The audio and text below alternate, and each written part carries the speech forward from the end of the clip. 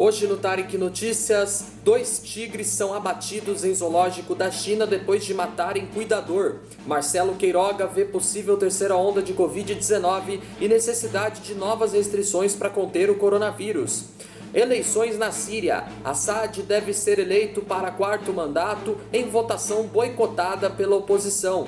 Governo prevê receber 10 milhões e 400 mil doses de vacinas contra a Covid-19 a menos em junho. México enviará à Argentina 800 mil doses da AstraZeneca produzidas em conjunto. Augusto Aras pede para Alexandre de Moraes deixar inquérito contra Ricardo Salles. O ministro do STF nega. Eu sou Tarek Elaques e está no ar o Tarek Notícias.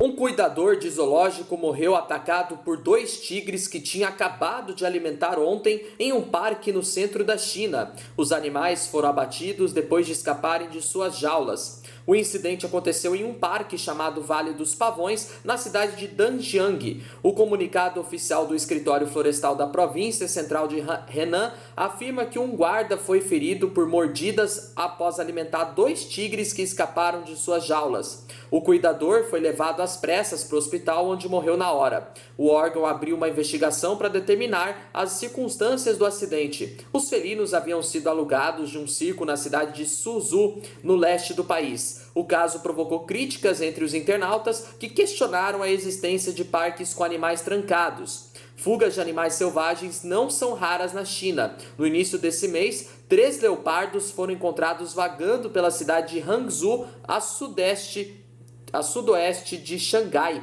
Os zoológicos chineses são frequentemente alvo de críticas pelas condições em que os animais vivem, assim como pelos incidentes fatais atribuídos à ausência de regras de segurança rígidas. Em 2016, uma mulher morreu em um zoológico de Pequim, onde os visitantes podem observar os animais de um veículo que percorre o local. O acidente ocorreu quando a filha da mulher saiu do veículo e foi atacada por um tigre, sofrendo ferimentos graves. A mãe que saiu para proteger a filha foi atacada por um segundo felino e morreu na hora.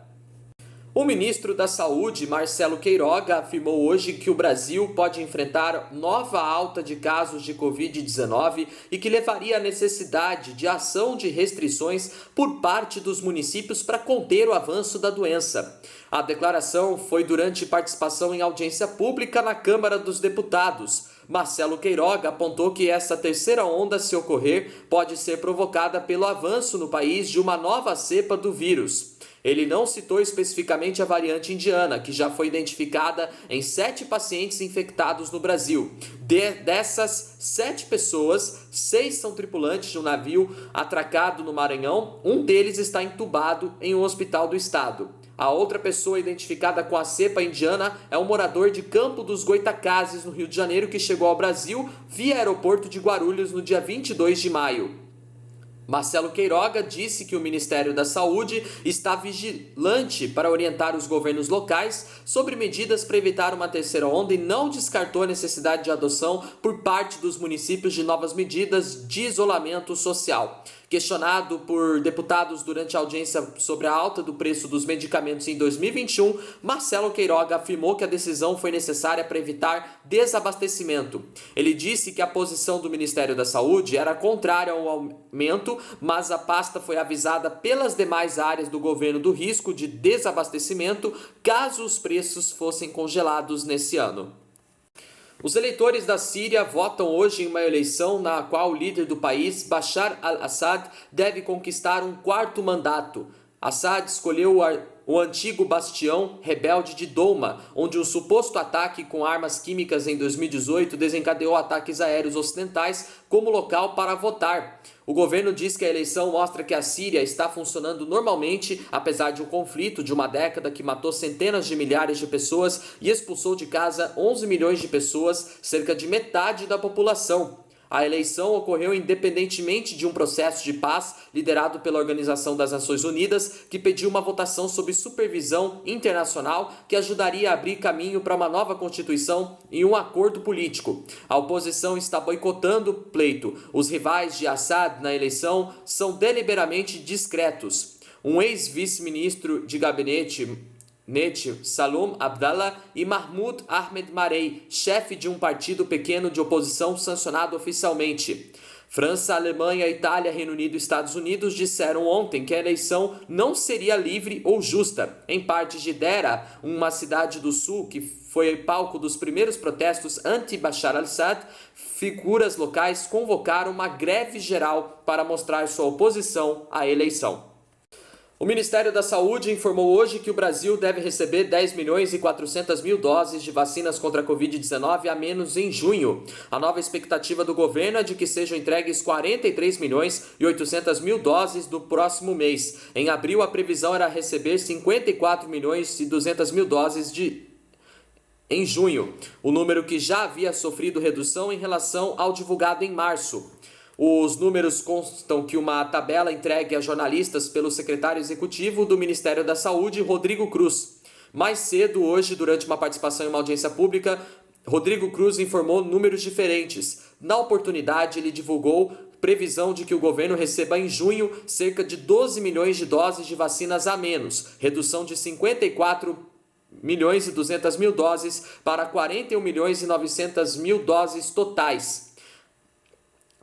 O secretário acrescentou que o governo trabalha para antecipar a entrega de 2 lotes de insumos da AstraZeneca previstos para o dia 20 de junho.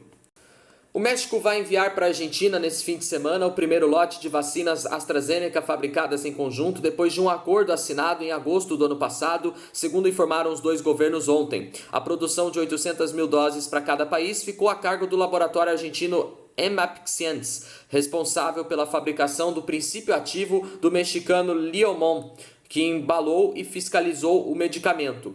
Os dois países firmaram um acordo para produzir em conjunto cerca de 150 milhões de vacinas da AstraZeneca, mas a fabricação sofreu atrasos significativos devido à escassez de suprimentos para embalagens no México.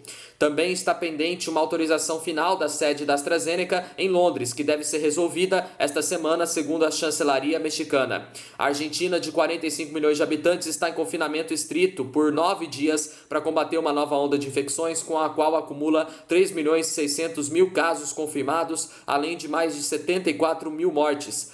Na segunda-feira passada, cerca de 8 milhões e 800 mil argentinos já haviam sido vacinados com pelo menos uma dose e 2 milhões e 400 mil foram totalmente imunizadas. O México tem 126 milhões de habitantes e é o quarto país mais atingido no mundo, com 221.695 mortes e 2 milhões e 390 mil casos confirmados. Até o momento, 11 milhões e 800 mil mexicanos concluíram o processo de vacinação e 6 milhões e 700 mil mexicanos receberam uma dose. O ministro do Supremo Tribunal Federal, Alexandre de Moraes, negou o pedido do Procurador-Geral da República, Augusto Aras, para que Alexandre de Moraes deixasse a relatoria do inquérito sobre a exportação ilegal de madeira, que resultou em buscas contra o ministro do Meio Ambiente, Ricardo Salles, na semana passada. No pedido entregue ontem ao STF, Augusto Aras argumentou que o caso deveria ser entregue à ministra Carmen Lúcia, relatora de um outro caso que envolve Ricardo Salles, a notícia-crime apresentada pelo ex-superintendente da Polícia Federal no Amazonas, Alexandre Saraiva, contra o ministro do Meio Ambiente por supostamente atrapalhar a apuração da maior apreensão de madeira do Brasil. Na dúvida, disse o Procurador-Geral da República no pedido, a presidência do STF deveria ser consultada. Alexandre de Moraes respondeu essa solicitação, classificou-a de sui generis, ou seja, peculiar, lembrou que os fatos apurados nos dois casos são diferentes e disse que não há qualquer dúvida de que cabe a ele, Alexandre de Moraes, a relatoria do inquérito sobre a exportação ilegal de madeira.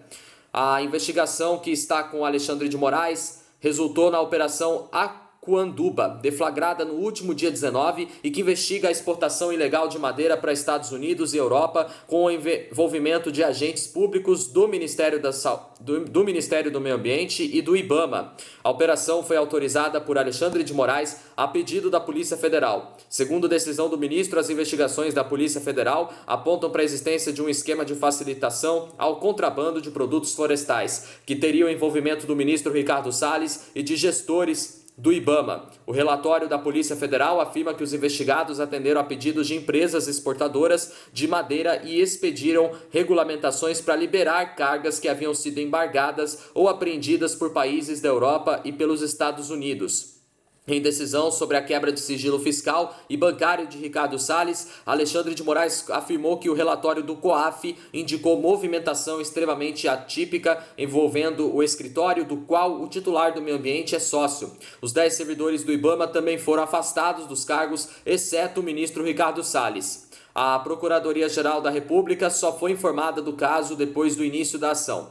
No início de maio, a Procuradoria-Geral da República pediu esclarecimentos a Ricardo Salles sobre a acusação de que teria tentado dificultar investigações da Polícia Federal e defender interesse de madeireiros. Quando a operação foi deflagrada, Ricardo Salles classificou a ação como exagerada e negou envolvimento em exportação ilegal de madeira. O Tarek Notícias de hoje fica por aqui. Se você quiser rever nossos vídeos desde a nossa primeira edição do nosso jornal, tá aqui no nosso canal. Deixe seu like, se inscreva no meu canal e me acompanhe também no Instagram e no Facebook. Uma ótima quarta-feira para vocês. Obrigado pela companhia e até amanhã em mais uma edição do Tarek Notícias. Valeu, tchau!